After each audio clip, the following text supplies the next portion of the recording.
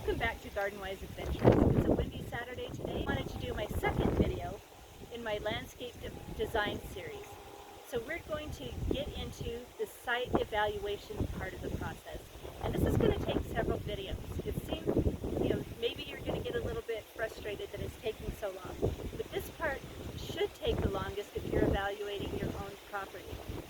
Today, what we're going to discuss is only what I like and what I dislike about my property. That's what I'm going to look at. I'm going to walk around my property and I'm going to write down. It's going to be an inventory that we're going to use later of what I like about my property and what I'd like to see change.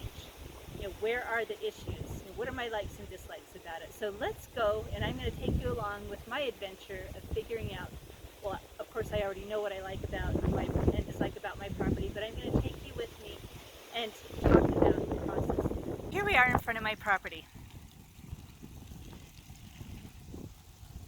There's a lot of things I like about it. Let's talk about what I like first. I like the season-long color that I plant. I've used foliage and flowers and textures, plants that bloom at different times. I really like that. I've also incorporated scents. There's different flowers that give different scents throughout my yard throughout the year. I've incorporated edible plants into my landscape. I really like that. But what I don't like is that my front yard is all broken up. There's little patches of lawn, like this one right here, that are really difficult to mow and maintain. I've got this path right here to go onto the property that's lawn. It's really difficult to maintain. The irrigation system, which we'll discuss next video, really does not do this area justice. All these plants in the center here are watered by lawn water, and this side over here is watered by drip irrigation. So I really don't like that. That's one of my dislikes that I've got to write down. So I don't like the layout of the front yard. I think my front yard is quite pretty. It doesn't flow very easily, so I need to change that. Just bits and pieces all kind of cobbled together. This evergreen tree right in the middle of the lawn. Evergreens don't like to be in the middle of the lawn and survive off lawn water, so that needs to change. So let's go to the backyard and see what I like and dislike about my backyard. We're in the backyard. I like the fact that this bed has created a buffer between the water and the house. All of the irrigation heads have been moved away from the house, so they are no longer spraying the house. They used to spray the house. The only issue now is there is no drip irrigation in this bed, and only the front half gets water, and it's water from the lawn. The only part that has any irrigation on its own are these hydrangeas right here. I have a little bit of drip irrigation that waters the front bed of my house. I stretched an irrigation line here so that they can get some extra water. I would like this entire bed to have drip irrigation rather than be lawn watered. Now, speaking of lawn, I used to have 3 large dogs and 3 kids, and we needed a bit more lawn than I do right now. So this area right here, I feel, is a waste of space. This lawn right here is no longer being used. Maybe, lawn over here, if I get smaller dogs next time I get dogs, we can use that area. So I really dislike the fact that we have this much lawn on the side yard. I'd love to find a way to make this a more useful area. So I dislike the amount of lawn. My big wild hill, which some people may have a problem with, I love it. There's virtually no maintenance to it. You cannot see the really tall house that is right behind there. There is actually a house where I could fully see what they're doing, they can fully see what I'm doing without all these plants. So I really do like my wild hill. No maintenance, complete privacy, and it requires very little water.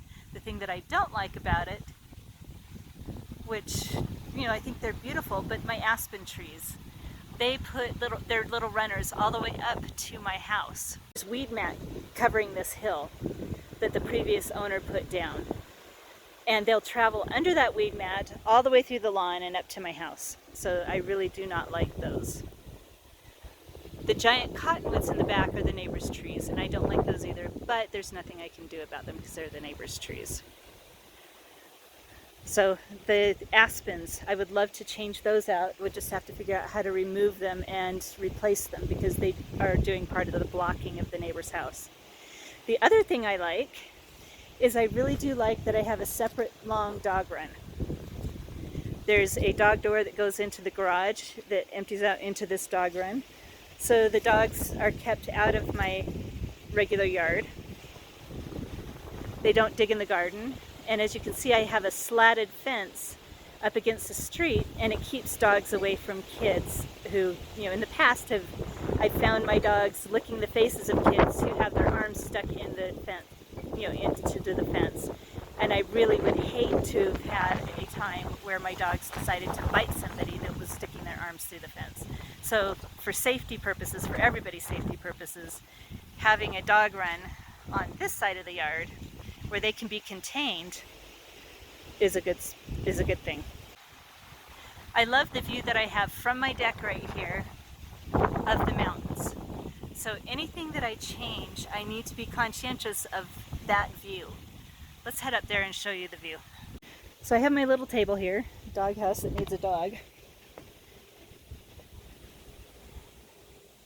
But this is the view of the mountains that I want to preserve. So putting a large tree anywhere in this area that will block that view is probably, I've got to think about that before I put in any trees. The other thing I love is my garden area. I love my garden beds. I love that they're made out of stone. They are long lasting. I'm not going to need to replace them. They're on drip irrigation, and there's such ease of maintenance with them. So if I add more garden beds, I'm thinking that I would like to make them like these. Maybe down in this area, we can completely take out the grass and make more garden beds. We'll have to think about that and see if that's something I want to do.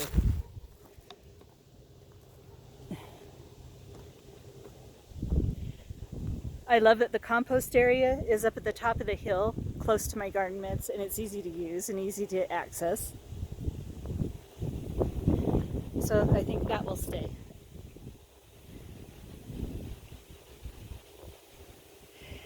These junipers right here are just part of a maintenance issue that I need to take care of. I need to cut them back and see how far they've rooted into the ground actually. Oh my word, they've rooted into the ground. So these junipers are something else that, I like the fact that they cover so much of the hill and there's virtually no maintenance to them, but they are traveling into an area where I don't want them. Now, one other thing I love is the view from here. The view from the top of my garden is just really peaceful, especially when the sun is going down at night. But I really do not have a spot to sit and enjoy it. So I need to think about this and figure out a way to put in a spot where I can just sit and enjoy the view. I don't know if that's a possibility because of the way it's planned out, but I should have thought about that. Maybe up and under the cherry tree there, although it's kind of difficult access. I could maybe cut some of the lower branches and put a sitting area there. But there's, these are some of the things you need to think about when walking around your property. Anytime you build a fence, look up your city ordinances. In Pleasant Grove, in this neighborhood, you cannot put up a solid fence right up against the sidewalk. You had to have 3 feet of buffer between a solid fence and the sidewalk. And the fence could not be any higher than, I think it was 4 feet 8 inches, which is as high as my fence is, which leaves for, there's no privacy from that. So what I did is I put grapevines on posts and wire. They're not leaning on the fence because it's a vinyl fence. It's not strong enough for the grapevines. They're on the posts and the wire.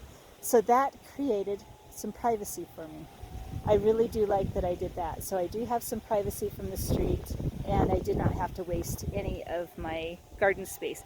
So that's one thing you need to think about when you're planning your own yard. What are the setbacks that your city has? We're going to talk about that in another video, but you've got to think about the setbacks and the city ordinances concerning fences. And you need to look those things up. That should be part of the design process. Well, now that I've walked through my yard, I'm going to go inside and I'm going to write down some of the main points of what I like and I dislike. And I'm going to use those later when I start going through and creating a design. So I challenge you to go out and look at your property. What are the areas that you like? What are the areas that you dislike? This isn't the time to go out and make the plan for what you're going to do. This is only the time to make the inventory. So go make an inventory of what you like and what you dislike and what you would like to see changed. And until the next video, have a wonderful garden adventure.